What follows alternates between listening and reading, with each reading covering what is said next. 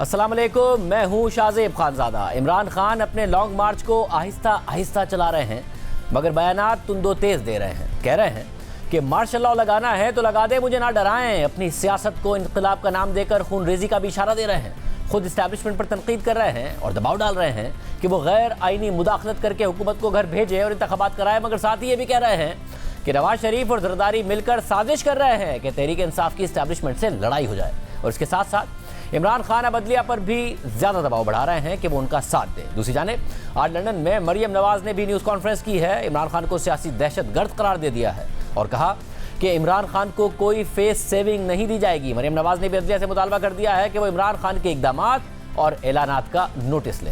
इमरान खान के लॉन्ग मार्च का आज 5वां दिन है और अभी तक उनका काफिला लाहौर से गुजरावाला ही पहुंचा है। 4 नवंबर को जुमे के दिन इस लॉन्ग मार्च ने इस्लामाबाद पहुंचना था, मगर तहरीक इंसाफ के रहनुमाओं का दावा है कि लॉन्ग मार्च 4 से 5 दिन की ताखीर से इस्लामाबाद पहुंचेगा।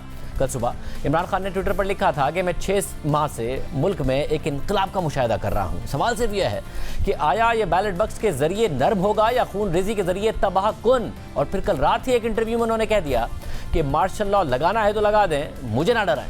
इमरान खान इक़्तिदार जाने के बाद फौज को न्यूट्रल, जानवर, मीर जाफर, मीर सादिक, चौकीदार और हैंडलर्स कहकर पुकारते रहे, गैर आइनी मुदाखलत का मुतालबा करते रहे। और आज उन्होंने कह दिया कि नवाज शरीफ और राशिद जरदारी कोशिश कर रहे हैं कि तहरीक इंसाफ और फौज को एक दूसरे के खिलाफ खड़ा करें। ये जो लंदन में बैठा हुआ भगोड़ा है और इस मुल्क की सबसे बड़ी बीमारी जरदारी, ये दोनों डाकू मिलकर कोशिश कर रहे हैं कि पाकिस्तान की सबसे बड़ी जमात उसको मुल्क की इस्टेब्लिशमेंट के खिलाफ खड़ा करे, इस्टेब्लिशमेंट को, फौज को बड़ी जमात के खिलाफ खड़ा करे। ये साजिश है।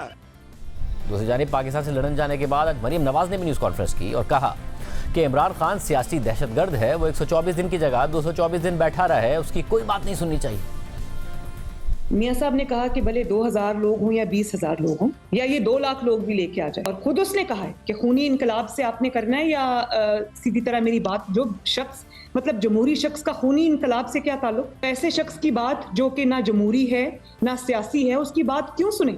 गुंडों की बात आप सुनते, दहशतगर्दों की बात आप सुनते? ये सियासी दहशतगर्द, इसकी कोई बात नहीं सुननी चाहिए। ये जाए इस्लामाबाद, इसको पहले की तरह 124 दिन छोड़ के 224 दिन बैठा रहे, किसी को इसकी परवाह नहीं करनी चाहिए। ये अब स्टेक होल्डर पाकिस्तान की सियासत में नहीं, ना कोई मुज़ाकरात होंगे ना होने चाहिए, और मुज़ाकरात सिर्फ इसी बात पे होने चाहिए कि इस किस्म की किसी शर को पाकिस्तान में फैलने की इजाजत नहीं दी जाए। मरियम नवाज ने तहरीक इंसाफ से सवाल भी किया कि क्या आपको इस्टेब्लिशमेंट ने इलेक्शन देना है।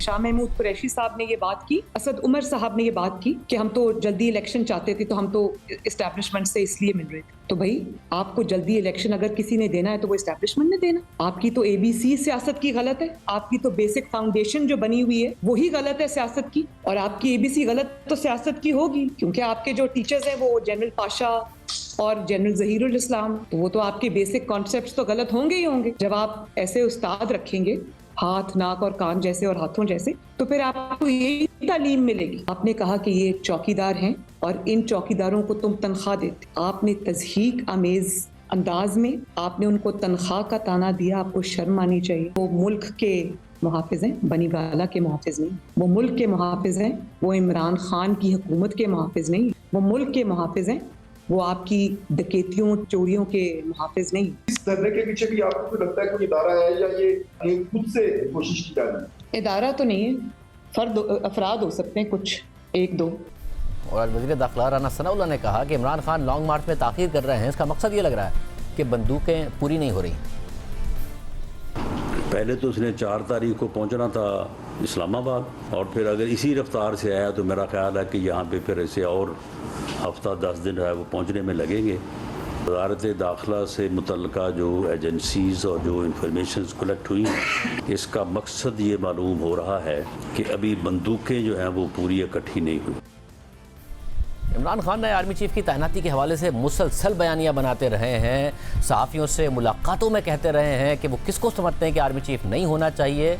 परवेज़ खटक ने मगर आज कह दिया कि हमें किसी पर एतराज़ नहीं, जो भी नामजद होता है हो जाए। और तरीके इंसाफ के मुताबिक रहनुमाओं को प्रोग्राम में शिरकत की दावत दी, मगर वो नहीं आए। हमारे साथ वज़ीर दिफा ख्वाजा आसिफ साहब मौजूद हैं। ख्वाजा साहब बहुत शुक्रिया। ख्वाजा साहब, ज़ाहिर है आपकी वजारत इस तैनाती के हवाले से अहम है, उस पर भी मैं बात करूँगा, मगर उससे पहले एक अजीब सी सिचुएशन पैदा हो गई है।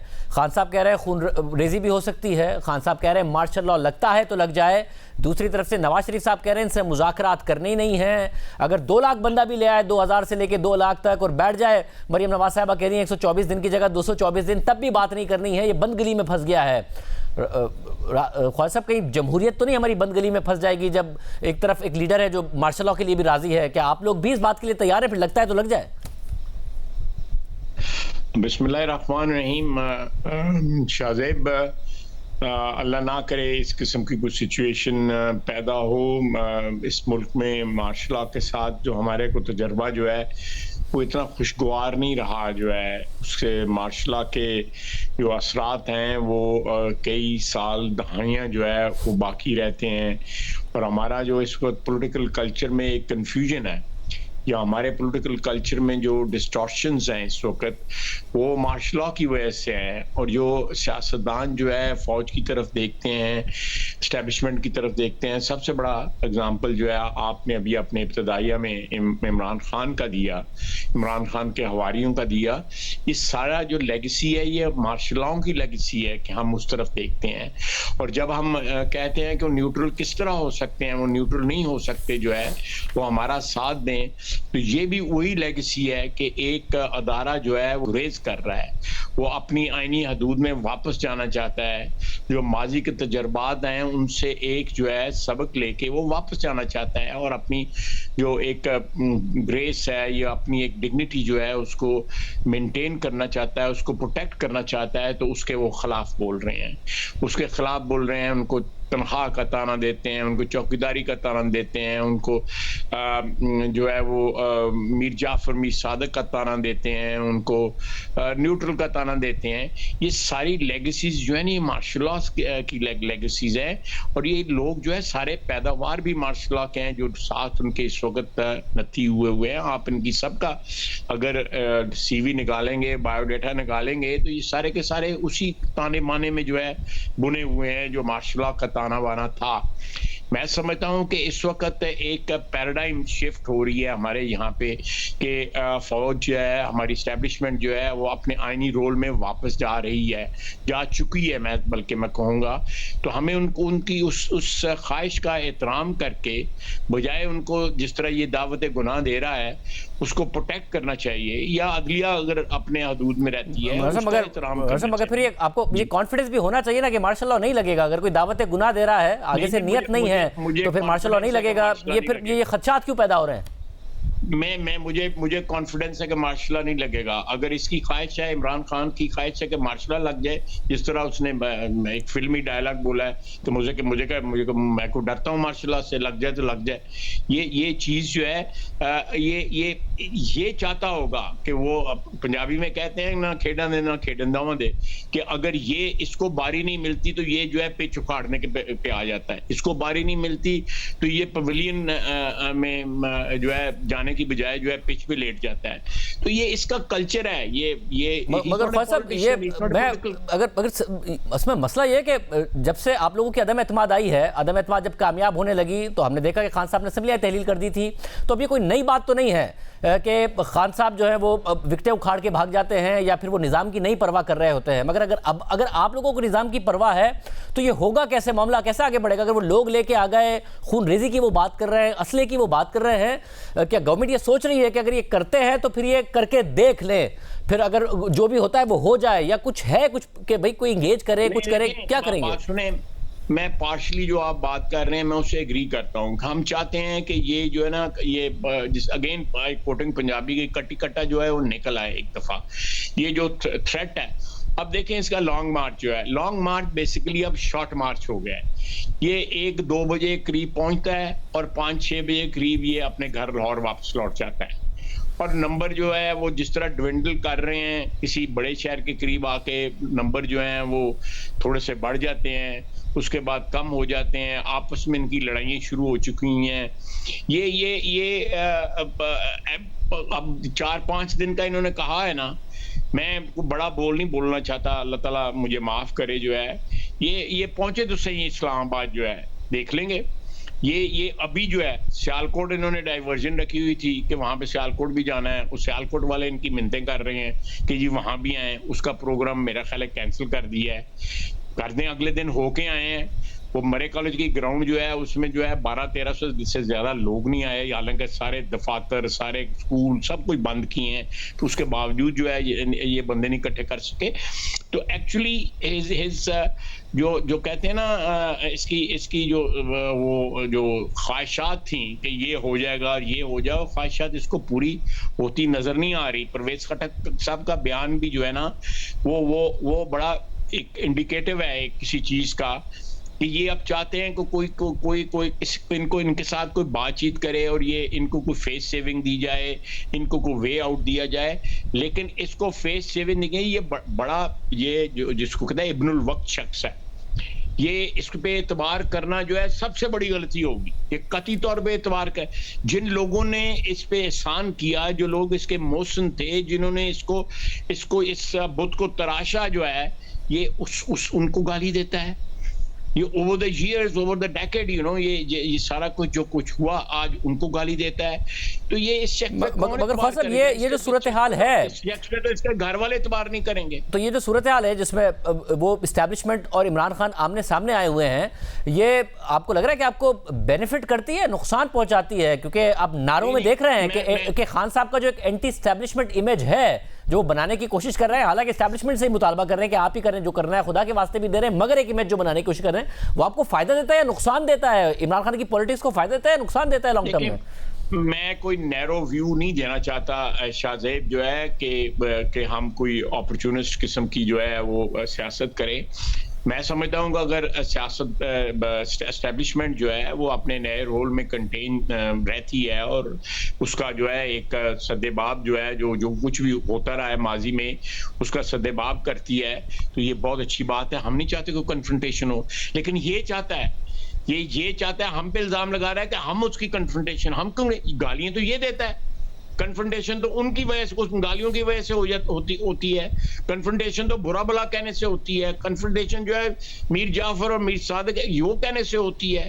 कन्फ्रंटेशन जो है उनके नाम लेके, जिस तरह डीजीआई का या जनरल बाजवा का नाम, और फिर रात को जो अभी देखें इसने परसों क्या स्टेटमेंट दी है जो है कि मेरे एस्टेब्लिशमेंट से राब्ते हैं, ये डॉन की जो है हेडलाइन थी कि मेरे राब्ते हैं। उन्होंने कहा कि मैं शहबाज शरीफ से बात नहीं करूंगा, मैं उनसे बात करूंगा जो हैंडलर हैं, जो ये सारा का सारा मामला चला रहे हैं। वो तो सब एतराफ़ कर रहे हैं ना, वो अपना भी एतराफ़ करते हैं कि जी हुकूमत मेरी थी, इख्तियार किसी और का था, और वो शहबाज शरीफ से भी कह रहे हैं कि तुम्हारे पास इख्तियार ही नहीं है, जिनके पास है मैं उससे बात करूंगा। नहीं, देखें, मैं उन्होंने एक इंदिया दी है अपने लोगों को आसरा देने के लिए, अपने लोगों को दिलासा देने के लिए और अपने आप को भी आसरा देने के लिए, एक सेल्फ एश्योरेंस देने के लिए कि जी वो हमारे राब्ते हैं, जी हमारे एस्टेब्लिशमेंट से राब्ते हैं। वो किसी शादी के फंक्शन में किसी की मुलाकात हो जाए, किसी आपके, मैं अब उनका नाम नहीं लेना चाहता जिनकी मुलाकात हुई, वो उनके मतलब जो माजी में ये कहते रहे हैं वो भी हमारे रिकॉर्ड का हिस्सा है, तारीख का हिस्सा है। तो उनकी मुलाकात शादी पे हो गई, तो इन्होंने ये अपने लोगों को एश्योर, इनको पता है कि इनके रैंक एंड फाइल में लोग जो हैं वो इनकी जो पुराना जो इश्क था एस्टेब्लिशमेंट के साथ जो है उसके जो है वो वालहाना, जैसा मैं बता देता हूँ आपकी मुलाकात हुई है परवेज इलाही साहब की, तो आप कह रहे हैं कि उसमें भी कोई ब्रेक थ्रू नहीं हो सका है, बट खान साहब ने ये इंप्रेशन देने की कोशिश की मामला हो रहे हैं। शाहजेब, वो मुलाकात एक शादी पे मुलाकात थी, उसमें एक बात हुई है, उसमें को पूछा होगा उन्होंने समरी कब आ रही है, समरी कब जा रही है, तो उन्होंने जो जवाब उन्होंने दिया वो ठीक जवाब दिया, जो भी मैं मीडिया की बात कर रहा हूँ, ठीक जवाब दिया जो ना, I think that's the correct position, और करेक्ट पोजीशन उन्होंने बता दी इनको, जो मैं मीडिया की बात कर रहा हूँ। I have no direct knowledge. तो ख्वाजा साहब आप तो बता दें, आपने कहा था अक्टूबर के आखिरी हफ्ते में मामला चल जाएगा, अब 4 नवंबर को आई कि इमरान खान साहब ने आना था, वो और आगे बढ़ा दिया, वो समरी नहीं आ रही है कहीं से।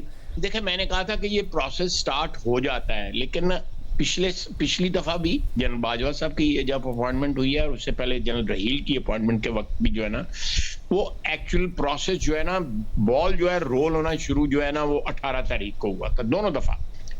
जनरल बाजवा साहब की अनाउंसमेंट जो है as chief of army staff, उनकी अपॉइंटमेंट जो है वो तकरीबन 26 तारीख को हुई थी, 26 तारीख को, या आई स्टिल रिमेंबर 26 नवंबर को हुई थी। उससे जनरल रहील की अपॉइंटमेंट जो है वो तो जिस दिन उनकी समरी साइन हुई थी ना, जो नोटिफिकेशन साइन हुआ था, जिस दिन मैंने मिनिस्टर ऑफ डिफेंस का जो है चार्ज लिया था, मैंने पहला डॉक्यूमेंट वो साइन किया था, दैट वाज उसी दिन जो है उनका जो है ना ये हुआ था, एक या ज्यादा से ज्यादा 2 दिन पहले हुआ था। तो ये प्रोसेस स्टार्ट होने का ये मतलब नहीं है कि जी मगर ख्वाजा साहब देखिए अफवाहें आती है ना, एक तो खान साहब के हवाले से, खान साहब ने ढकी छुपी नहीं रखी, जर्नलिस्ट से मुलाकात में कह दिया कि कौन सी ऐसी शख्सियत है जिनको वो आर्मी चीफ नहीं देखना चाहते हैं, मगर फिर आती हैं खबरें बाहर कि शायद कोई वजीर आजम का भी इदारों के साथ अभी मामला तय पाए नहीं है कि समरी में कौन होना चाहिए कौन नहीं होना चाहिए, समरी मांगी नहीं गई है या समरी आ नहीं रही है, हर किस्म की फिर अफवाहें आती हैं। तो इसलिए मामला सेटल करने में हर्ज क्या है जब नवाज शरीफ साहब खुद कह रहे हैं इमरान खान आज लिए नहीं कि उन्होंने अपनी मर्जी का आर्मी चीफ लगाना है। मैं आपकी बात दुरुस्त है, लेकिन एक ग्रेसफुल जो है इसको रैप अप करने के लिए, एक टर्म को जो चीफ ऑफ स्टाफ की जो है उसको ग्रेसफुल रैप अप करने के लिए, उनको टाइम देने के लिए जो है वो, ताकि वो अपने जवानों से, अपने ऑफिसर से, जिन लोगों के साथ उन्होंने एक अदारे के साथ 30-35 साल उन्होंने गुजारे हैं, उससे वो बजाय इसके कि उसको उस चीज को प्रीएम्प्ट किया जाए, यानी आखिरी जो महीना है या 15 दिन है 20 दिन है उसके अंदर 2 चीफ हों, एक जो है अनाउंस किया हो और एक जो है इनकम्बेंट हो 29 तारीख तक।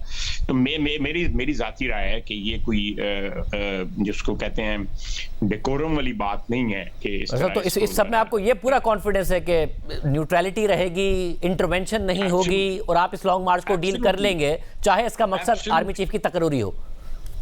बिल्कुल, देखें उनका रोना ही ये है इमरान खान का, आर्मी चीफ का। उन्होंने फड्डा क्यों डाला था, वो जो अक्टूबर का फड्डा था पिछले साल का, वो क्यों डाला था? इसलिए डाला था ना कि डीजीआई हो, वो डीजीआई को बाद में फिर फलां बंदा डीजीआई हो, फलां बंदा फिर जो है चीफ बनेगा, फिर इलेक्शन आएंगे, फिर इलेक्शन 2018 की तरह होंगे, फिर अगले 5 साल मुझे लगेंगे। वो तो 10 साल का आप देखते नहीं है रोता किस तरह है वो किस तरह, he is not a normal man. वो तो झुंझलाया हुआ आदमी है, एक बच्चा जिससे खिलौना छिन गया हो और वो जमीन पे लेट के जो है वो टांगे मार रहा है, कभी शोर मचा रहा है, कभी गालियां दे रहा है, कभी बुरा भला कह रहा है। तो उसका तो देखें, ये तो इसने ये जो मैटनी शो नहीं होता, 3 बजे शुरू होता है 6 बजे खत्म हो जाता है, ये 6 बजे शुरू होता है फर्स्ट शो और 9 बजे खत्म होता है। ये जाता है वहां पे, लोगों को बुलाता है, लोगों को खजल खराब करता है और लोग रुलते हैं जीटी रोड के ऊपर, और ये सो के जो है वो 1-1.5 बजे 2 बजे जो है जनाब अली बानसवर के उसके ऊपर चढ़ जाते हैं आके। वो कभी मुराद आई हॉस्पिटल के पास वो खड़ा होता है, कभी कहाँ पे खड़ा होता है। उसके बाद जो है वो वहाँ पे 2-3 तकरीरें की, 2 घंटे 3 घंटे जो है वो किया, उसके बाद फिर घर जाके सो के। मूवमेंटें इस तरह चलती हैं, इस तरह कमिटमेंट होती है, ये इस तरह नहीं चलता काम जो है। You have to invest, real investment आपको करनी पड़ती है अपनी लीडरशिप के लिए, अपने वर्कर्स के लिए, अपनी बिलीफ्स के लिए। बहुत शुक्रिया। हमारे साथ ख्वाजा आसिफ साहब मौजूद थे। बड़े कॉन्फिडेंट है हुकूमत नून लीग की हद तक कि कुछ नहीं होगा, इमरान खान ने आना है तो फिर आके करके देख लें जो भी करना है। मार्शल लॉ का कोई भी खतरा नहीं है। क्या पीपल्स पार्टी भी इसी तरह सोच रही है या कुछ मुख्तलिफ चाहती है? आसिफ जरदारी साहब क्या सोच रहे हैं, बात करेंगे एक ब्रेक के बाद।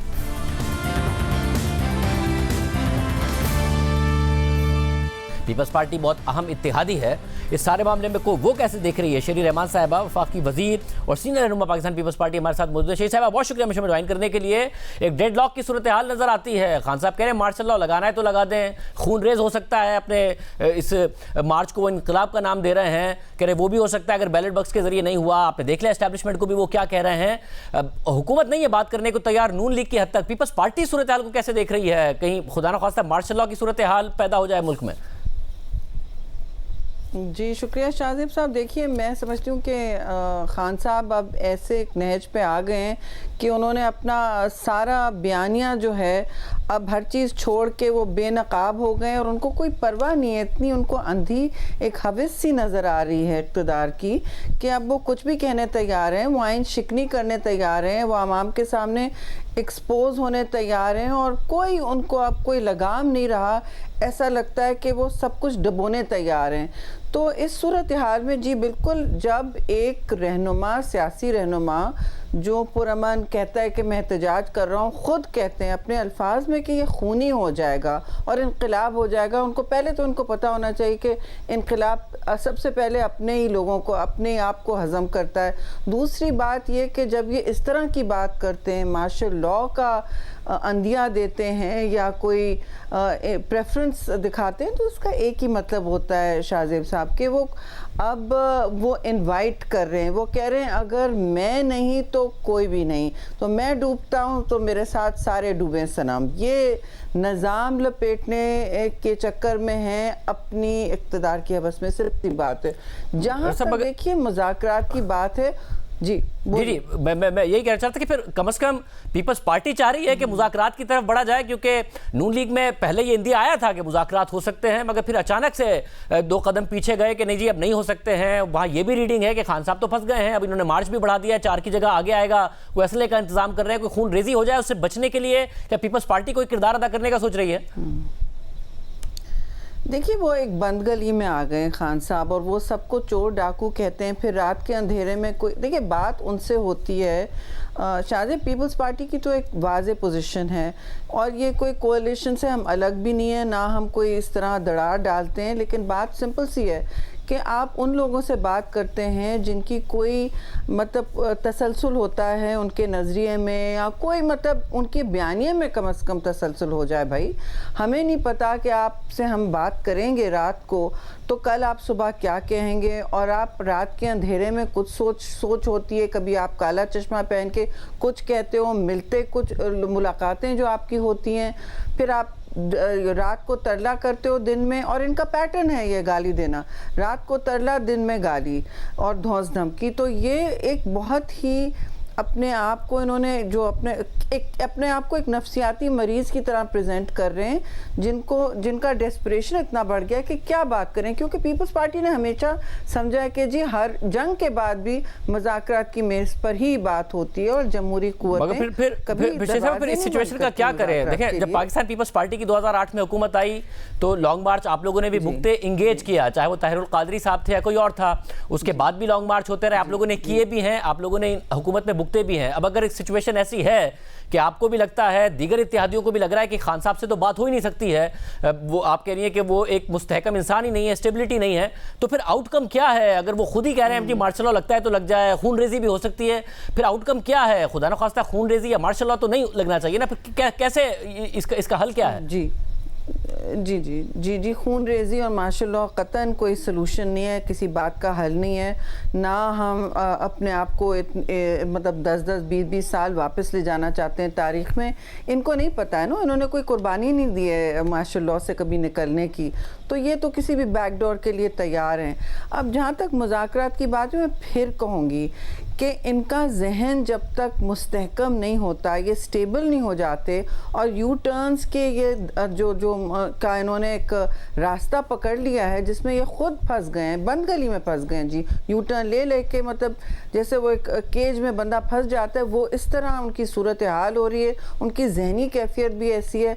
तो उनके जो साथी हैं वो तो वो बात तो करते हैं, सबसे बात करते हैं कि जी चाय पी लें एक साथ। अब पार्लियामान में तो हमारी देखिए आपस में बातचीत होती है, सेनेट में तो है पीटीआई, लेकिन वो अब आजकल वहाँ भी एक सरापा एहतजाज रहते हैं, उनका कुछ एक रवैया तल्ख रहता है। तो जब बातचीत करनी होती है जी, तो आपको थोड़ी सी अपने गुफ्तगू में, बयानिए में कम से कम आप तसलसल लाएं कि आप पर कोई डिपेंड कर सके कि आज आपने बात की, अगले हफ्ते आपकी बात वही होगी।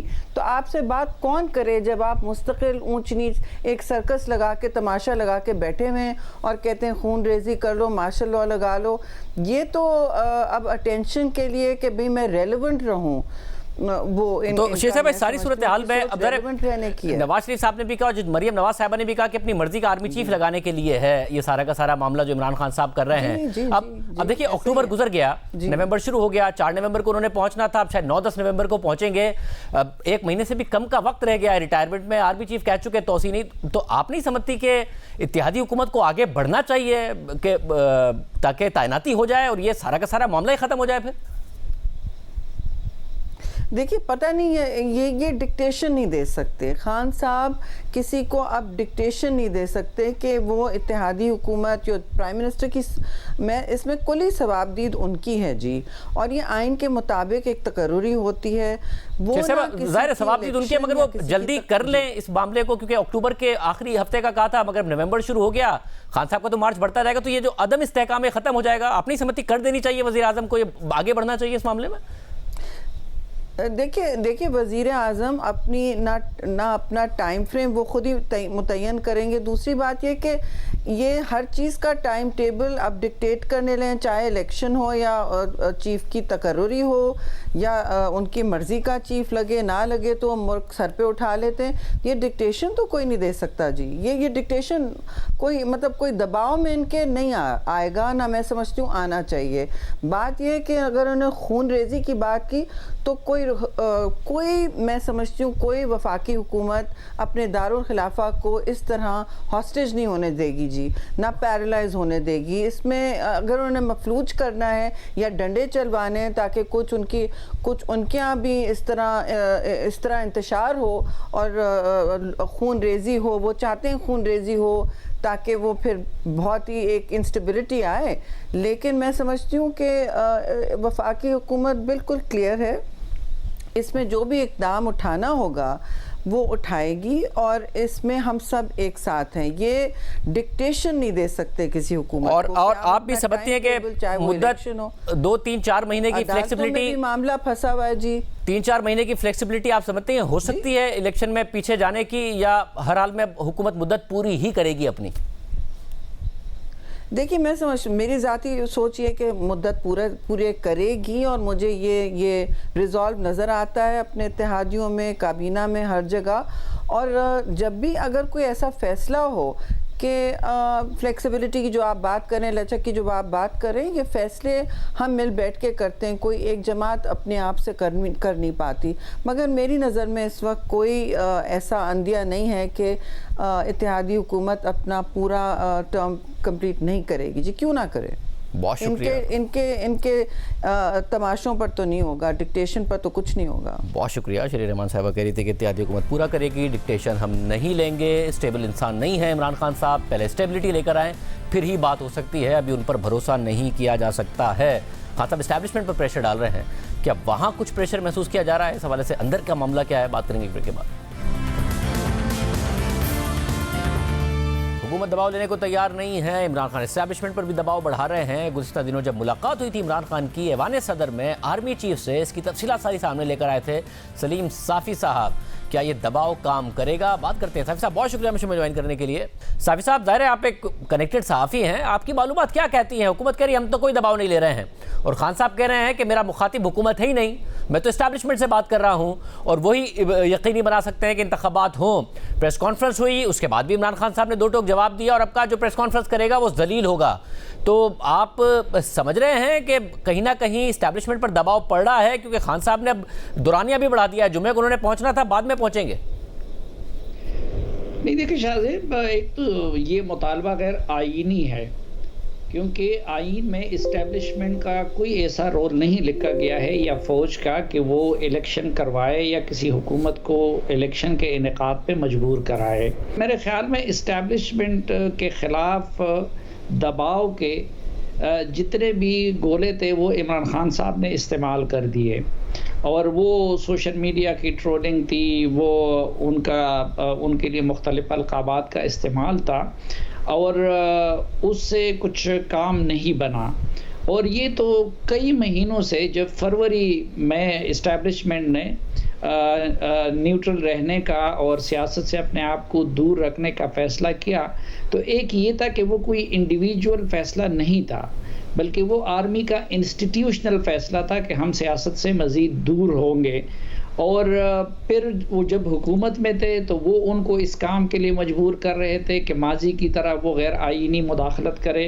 वो हुकूमत के दौरान भी ये काम नहीं कर सके, और फिर पिछले 6-7 महीनों के जो इमरान खान साहब की बतौर अपोजिशन मरकज़ में सिर्फ, क्योंकि बाकी सूबों में तो वो हुक्मरान हैं, उन्होंने हर हरबा इस्तेमाल किया, मुलाकातों का, मिन्नत तरले का भी, दबाव का भी, ब्लैकमेलिंग का भी।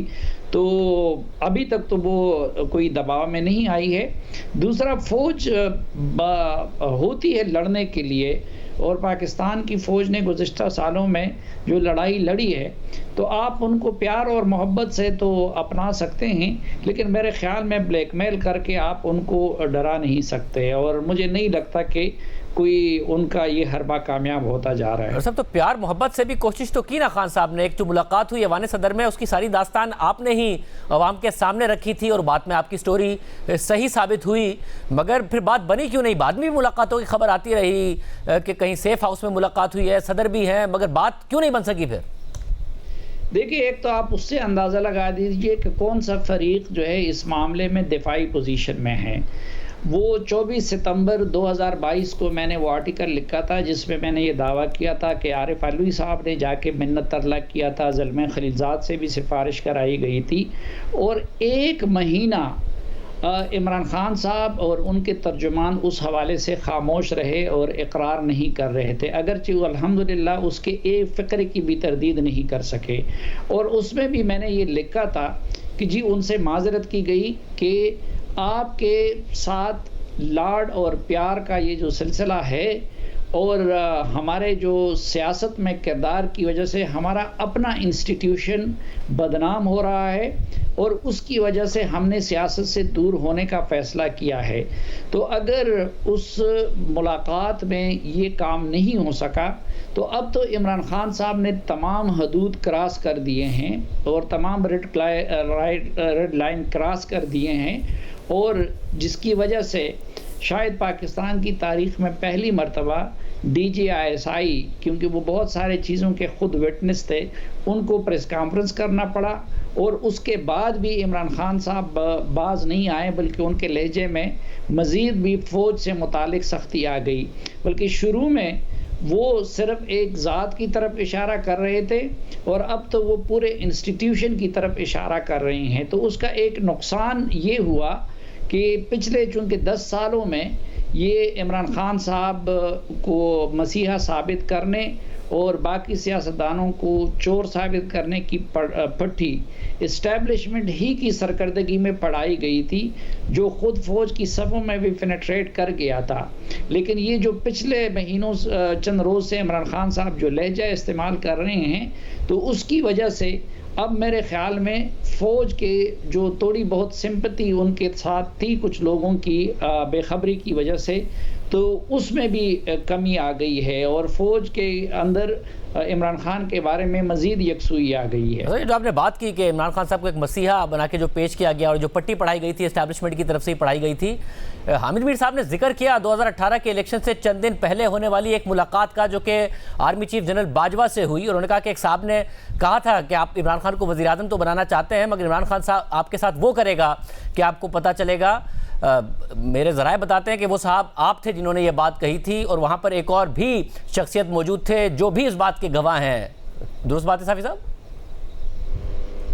शाहज़ेब, मैं मुनासिब नहीं समझता। एक तो वैसे भी जो ऑफ द रिकॉर्ड गपशप होती है, तो बतौर सहाफ़ी उसको पब्लिकली डिस्कस करना मैं मुनासिब नहीं समझता।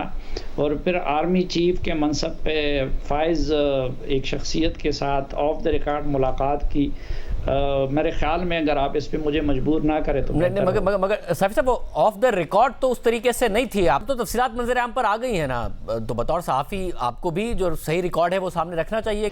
मैं इतना कह सकता हूं कि हामिद मीर साहब ने जिस फ़र्द का जिक्र किया है वो फ़र्द ये आजिज़ ही था। अगर ये कहोगे इख्तिताम अच्छा था मीटिंग का आपके लिए या अच्छा नहीं था? मैं अपनी बात कह सकता हूं, और उनकी बातें चूँकि निजी महफिल की अमानत है, तो इसलिए मैं उसका जिक्र नहीं कर सकता। मैंने अपने बात ये अर्ज़ की थी। तो आपके लिए अच्छा था या नहीं था? मतलब आपको क्या एहसास हुआ कि ज़्यादा हो गया मामला? अभी तो रोमांस बड़ा पीक पर चल रहा है, तो कुछ ज़्यादा बोल गया मैं?